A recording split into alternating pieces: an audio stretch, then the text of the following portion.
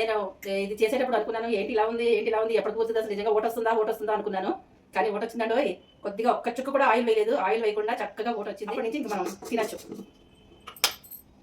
మూత తీస్తే మటుకు వాసన భలేగా ఉందండి. చాలా బాగుంది తెలుసా, మంచి వాసన తిరిగిపోతుంది. చూడండి ఇదిగో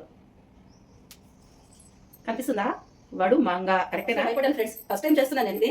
అది ఓట రాలేదు, పొడిపొడిగా ఉంది, పడిపోతుందేమో అని చెప్పి టెన్షన్ వచ్చింది. కానీ అది తిరిగిపోయింది ఫ్రెండ్స్. పిల్లల దగ్గర నుంచి పెద్దవాళ్ళ వరకు హ్యాపీగా ఎంజాయ్ చేస్తూ తినచ్చు. ముఖ్యంగా పెరిగన్నలోకి అది తిరిగిపోతుందంటే నమ్మండి.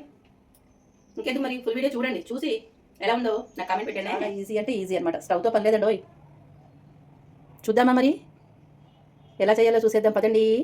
హాయ్ హలో నమస్తే, అందరు ఎట్లున్నారు, బాగున్నారా? నేను బాగున్నా. ఇదిగోండి ఈరోజు ఒక మంచి పిక్కిల్ పెడదామని చెప్పి డిసైడ్ అయ్యాను. కొత్త పిక్కిల్ అండి, నేను ఎప్పుడూ చేయలేదు, ఫస్ట్ టైం చేయాలని అనుకుంటున్నాను. ఇది తమిళనాడు స్టైల్, తమిళనాడులో ఫేమస్ అనమాట. వడు మాంగా అంటారట, వడు మాంగా అంటారట, నాకు తెలియదు. కానీ ఓట మామిడికాయలు అనుకుందాం మనమైతే, మన భాషలో ఓట మామిడికాయలు అనమాట. ఈ మామిడికాయలు నేను కొన్ని మామిడికాయలు తీసుకొచ్చాను. ఫస్ట్ టైం ట్రై చేస్తున్నాను, ఎలా వస్తుంది ఏంటి అనేది మనం పూర్తిగా రెసిపీ అయిన తర్వాత టేస్ట్ చేసి ఎలా ఉందో నేను చెప్తాను. మీకు ఎవరికైనా తెలుసుంటే ఈ రెసిపీ గురించి నాకు కామెంట్లో తెలియజేయండి. ఇప్పుడు ముందుగా మామిడికాయలను శుభ్రంగా కడిగేసుకోవాలి. కడుక్కుని తుడిచేసుకోవాలా, పొడి బట్ట మీద ఆరబెట్టుకోవాలి. తడి అనేది ఏమాత్రం ఉండకూడదండి. అంటే నాకు తెలియదు కాబట్టి నేను ఏదో కొన్ని వీడియోలు సెర్చ్ చేయగా నాకు దొరికిన వాటి నుంచి నేను సొంతంగా ఊహించుకుని చేస్తున్నాను అనమాట. కొంచెం నా సొంత పైత్యం కూడా దీంట్లో కొంచెం యాడ్ చేశా. అయితే సో ఏదైనా కూడా ఊరగాయలకి మనం తడి అనేది ఉండకూడదండి. శుభ్రంగా తడి లేకుండానే పెట్టుకోవాలి. మామిడికాయలు శుభ్రంగా కడిగేసుకోండి. కడిగిన తర్వాత తుడిచేసుకోండి. తుడుచుకున్న తర్వాత మనం ఇప్పుడు చేసుకుందాం. ఈ మామిడికాయలు ఎన్ని ఉన్నాయో చూపిస్తాను, నేను కొలిచి చూపిస్తాను. నా దగ్గర వేయింగ్ స్కేల్ ఉందిగా, అందుకని దాంట్లో చూపించేస్తా. అయితే ఈ మామిడికాయలు ఫ్రెష్గా చెట్టు నుంచి తెంపుకొచ్చినవి ఉండాలి. ముచ్చుకలు కొద్దిగా ఉన్నాయండి, పెద్ద పెద్ద ముచ్చుకలు ఉన్నాయి. ఆ తమిళనాడు సైడ్ అందరూ కూడా అలాగే పెట్టారు. ఇంకా కొద్దిగా పైకి ఇంత ముచ్చుకుంటుందన్నమాట. ఇప్పుడు అలాంటివి నాకేం దొరకలేదు. సో నా దగ్గర ఉన్న వాటితోటి నేను పెట్టేస్తున్నాను. ఎలా వస్తుందో చూద్దాం. ఇప్పుడు మనం ఇదిగోండి ఈ వేయింగ్ స్కేల్ ఉంది కదా, ఇది ఆన్ చేసి దీనికి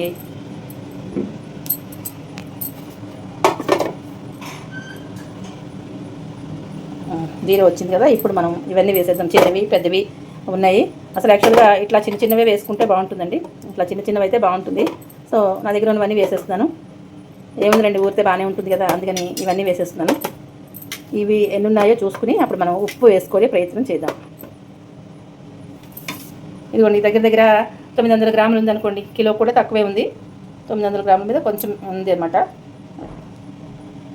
సో ఇప్పుడు ఇవన్నీ కూడా మనం తీసుకుని దీంట్లో వేసేసుకుందాం. ప్లేట్లో వేసుకుందాం.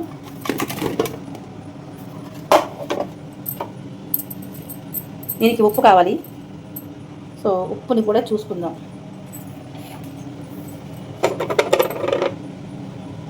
ఉప్పు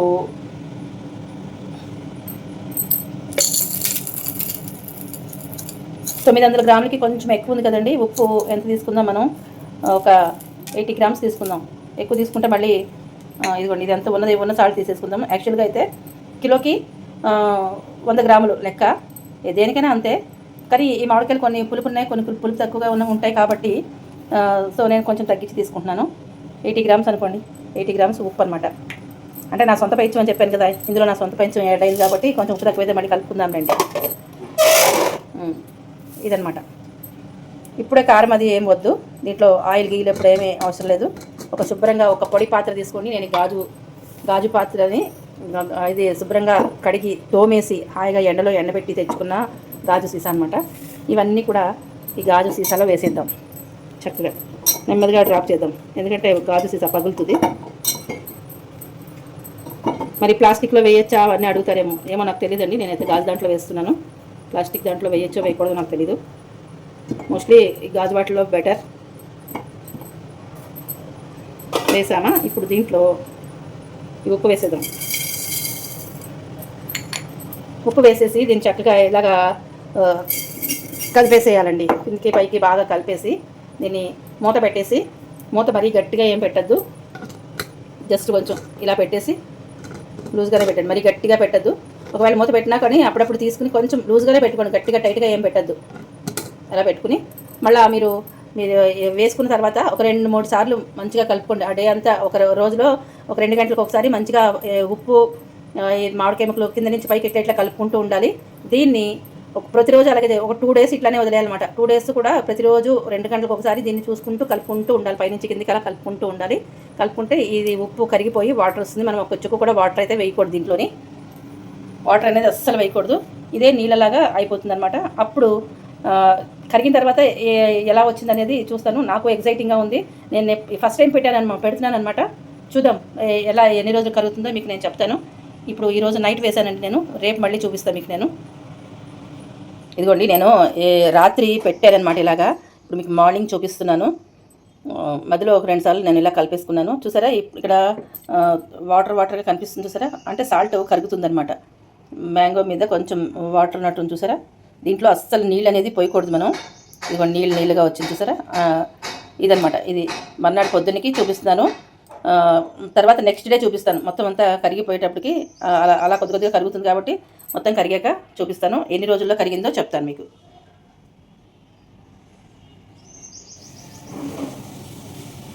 ఇదిగోండి ఫ్రెండ్స్ చూడండి, ఇది 2 డేస్ అయిపోయింది. కంప్లీట్గా 2 డేస్ అయింది. 2 డేస్కి ఇట్లా వచ్చిందనమాట. నీరు ఇట్లా వచ్చింది, ఉప్పు కరిగింది. ఇంకా కొంచెం ఉంది సాల్ట్. ఇదిగోండి అదే ఇంకా వేసిన ఉప్పు కొద్దిగా ఉంది. అయితే నీళ్ళు మాత్రం ఇట్లా వచ్చినాయి చూసారు కదా.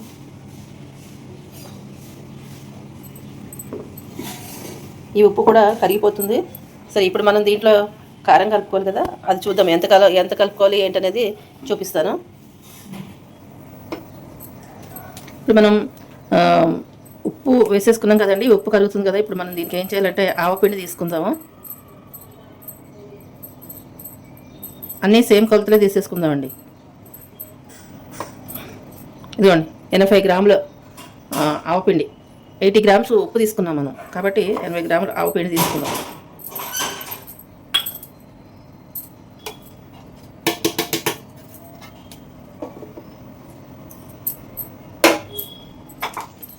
కారం కూడా 80 గ్రాములే.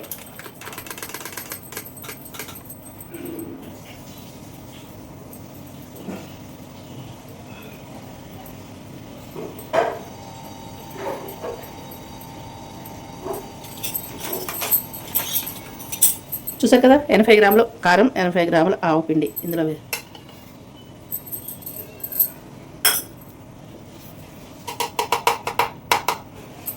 చెప్పాను కదండి, ఇది నా సొంత పైత్యం అనేసి, అందుకని నేను ఇలా పెట్టుకుంటున్నాను.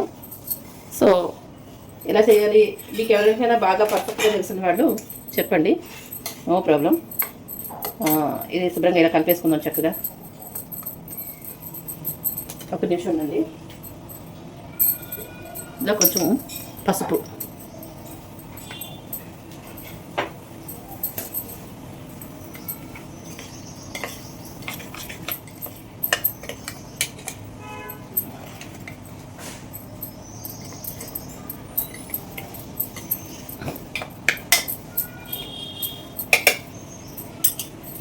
చూసారా. ఇప్పుడు దీన్ని మనం ఒక్కసారి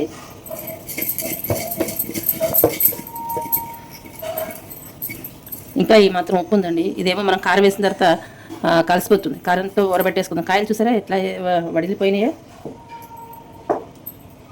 వడు మాంగ అంటారట దీన్ని. చూడండి, అబ్బా మూత తీస్తే మంచి వాసన వేస్తుందండి, చాలా మంచి వాసన వేస్తుంది కదా. ఇప్పుడు ఇది ఏం చేయాలంటే జాగ్రత్తగా దీంట్లో వేసేసుకోవాలి, కింద పడిపోకుండా. దీంట్లో ఒక్క చుక్క కూడా నీరు అనేది వేయలేదండి. అండ్ ఇందులో మీరు గమనించినట్లయితే ఆయిల్ కూడా వేయట్లేదు.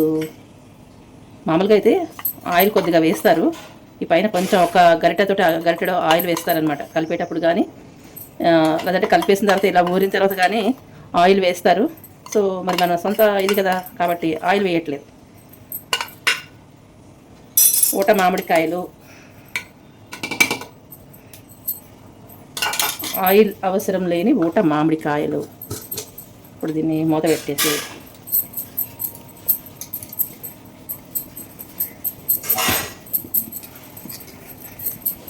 ఇలా చక్కగా కలుపుదామండి. ఇది మళ్ళీ ఇంకొక 2 డేస్ అయిన తర్వాత ఎలా ఉంది ఏంటనేది మళ్ళీ మీకు చూపిస్తాను. మొత్తం మీద దీని ప్రాసెస్ ఒక 10 to 15 డేస్ పడుతుందండి. బాగా ఊరేటప్పటికి ఆ టైం అయితే పడుతుంది. మళ్ళీ మూత తీసి చూపిస్తా చూడండి. ఇదిగోండి ఇలా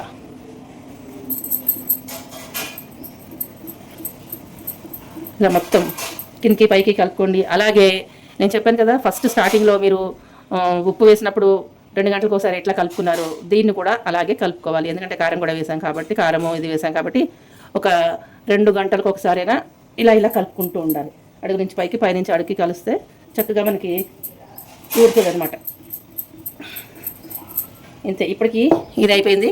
బాగా ఊరిన తర్వాత ఎలా వచ్చింది అనేది మీతో షేర్ చేసుకుంటా. మూత పెట్టేసి మళ్ళీ దీన్ని పక్కన పెడదాం. ఇదిగోండి ఫ్రెండ్స్, మొత్తానికి మన ఊట ఆవకాయ, ఊట పిందుల ఆవకాయ రెడీ అయిపోయింది. అంటే వడు మాంగా అంటారట దీన్ని, నాకు పూర్తిగా తెలియదులే కానివ్వండి, అలా అంటారట. అంటే తమిళనాడు ఫేమస్ అనమాట. ఇది పూర్తి అయ్యేటప్పటికి కనీసం ఒక 10 to 15 days అయినా పడుతుందండి. నేను ఇది చేసేటప్పుడు అనుకున్నాను, ఏంటి ఇలా ఉంది, ఎప్పటికి కూర్చుంది, అసలు నిజంగా ఓట వస్తుందా అనుకున్నాను. కానీ ఓట వచ్చిందండోయ్. కొద్దిగా ఒక్క చుక్క కూడా ఆయిల్ వేయలేదు. ఆయిల్ వేయకుండా చక్కగా ఓట వచ్చింది. దీని ఇంకా ప్రాసెస్ ఉంది. ఇంకొక 4-5 రోజులు ఉంటే ఇంకా బాగా వస్తుంది. ఇంకా నాకు ఆత్రం ఆగట్లేదు. మీకు ఎప్పుడు చూపించాలా, నా వీడియో ఎప్పుడు వస్తుందా అని చెప్పి తక్కువలు ఆడిపోతున్నాను అనమాట.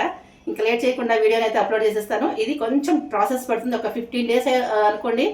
50 daysకి ఒక 15 రోజులకి అయితే కనుక మంచిగా రెడీ అవుతుంది అనమాట. అప్పటి నుంచి ఇంక మనం తినచ్చు. మూత తీస్తే మటుకు వాసన భలేగా ఉందండి. చాలా బాగుంది తెలుసా, మంచి వాసన అదిరిపోతుంది. చూడండి, ఇదిగో కనిపిస్తుందా? వడు మాంగా కరెక్టేనా? కరెక్ట్ కాకపోతే కామెంట్లో తెలియజేయండి. ఇది మనం ఇందులో వేద్దాం. ఒకసారి మీకు చూపించాలి కాబట్టి నేను ఇందులో వేస్తాను.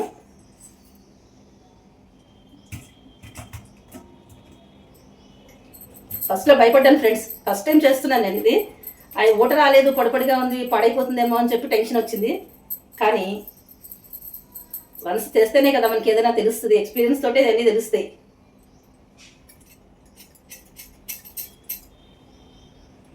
ఇంకొక కాయ ఉంది.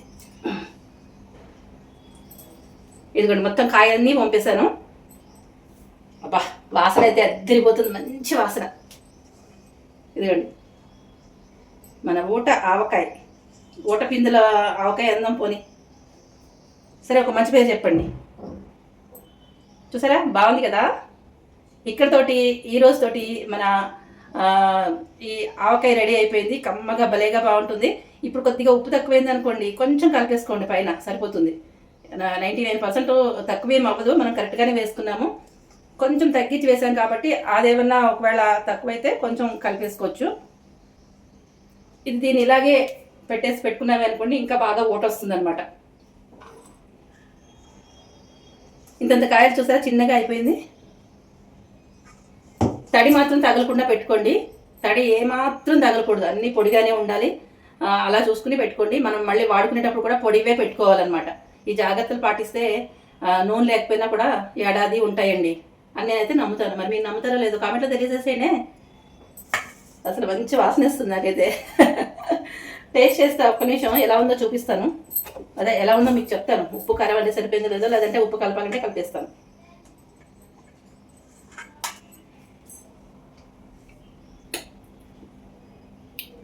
ఏం అవసరం లేదు, అస్సలు అవసరం లేదు. అదిరిపోయింది ఫ్రెండ్స్. పిల్లల దగ్గర నుంచి పెద్దవాళ్ళ వరకు హ్యాపీగా ఎంజాయ్ చేస్తూ తినచ్చు. ముఖ్యంగా పెరుగన్నలోకి అదిరిపోతుందంటే నమ్మండి. ఇంకెందుకు మరి, ఫుల్ వీడియో చూడండి. చూసి ఎలా ఉందో నాకు కామెంట్ పెట్టానే. హైప్ చేయడం మర్చిపోకండి. ఉంటాను మరి. ఇదంతా కూడా దీంట్లో వేసేసుకుని దాచేసుకుంటాను. Bye bye. సర్వే జనా సుఖినో భవంతు, లోకా సమస్త సుఖినో భవంతు. Thank you for watching.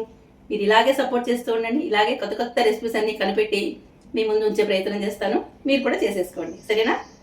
Bye bye.